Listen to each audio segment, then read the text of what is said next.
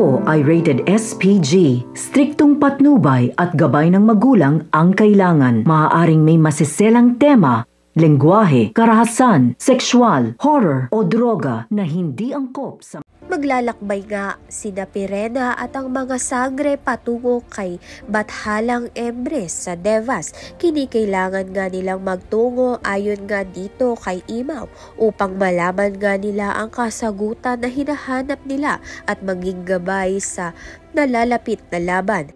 Subalit sa kanilang paglalakbay, dumating ang mga kalaban na naglayong pigilan ang kanilang paroroonan.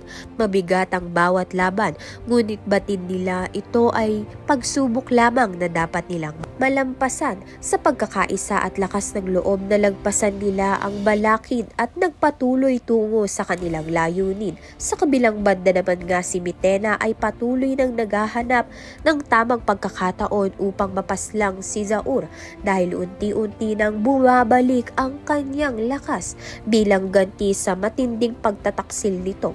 Ang mga dating alipin na minsang naglingkod sa kanya at binaliwala nga niya ang siya pang tumulong sa kanya ngayon upang magpatuloy sa kanyang hangarin.